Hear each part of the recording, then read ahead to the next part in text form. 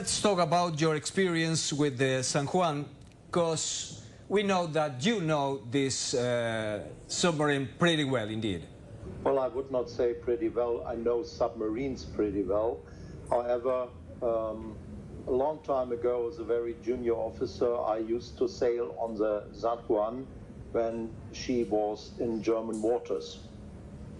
I was part of the dockyard crew who had a military assistance when the San Juan was sailing in the North Sea, and I had the deep diving exercises with the submarines, and I was embarked for 3 or 4 days. So do you think that the San Juan, this kind of navy, is a reliable one?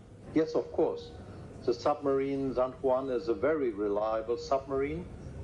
It's technically sophisticated at that time, of course, 1983, 1984, but it's a good submarine.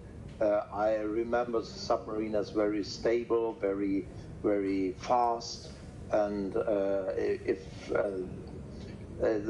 and you see it also from the lifetime. If the submarine is diving after 30 years, and it must be a reliable one, yes.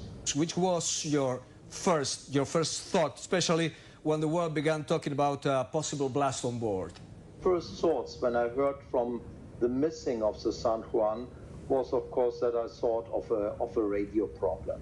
However, since we know about this blast, I think it's a major problem, and perhaps that is caused by the reports we already have now that water has come through the snorkel system into one of the battery rooms. So it's not a part of speculation, it's perfectly probable that something like that could happen on board of the submarine? Well, generally, high waves are a problem not only for surface ships but also for submarines. If indeed, and we have of course this report now from the Argentinian Navy, that water has come through the snorkel system into the battery, that could cause a fire, that could cause the production of gas, which is quite more dangerous than just a fire on board of a submarine. So, Mr. Seltzer, definitive seawater wetting the batteries probably could do a lot of harm to the submarine. Yes, true. Not only the submarine, but also the crew. It's, in my eyes, nearly no chance that the submarine is there and the crew is still alive. So my theory would be the following. You have water in the battery, you have a small fire in the battery, you think the fire is extinguished, but it's still there, and you have the production of gas.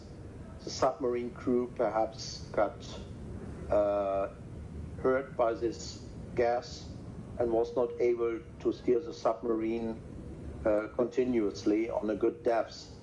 And we know all that the area where the San Juan is probably lost is in some parts deeper than 300, 400 meters, it's more than 3,000 meters. And of course, a submarine is not possible to withstand that pressure. And the feeling of all the German submariners are with our Argentinian friends on board of the San Juan, and much more with their families, because we can understand how a submariner and how the submarine family will feel. I'm the president of the German Submariners Association, and I expressed my sadness and our sorrowness against the Argentinian Navy, against the Argentinian Submariners Association, and I asked them also to pass our wishes and our prayers. We are praying for that to the Argentinian submarine community and the families of the crew of the San Juan.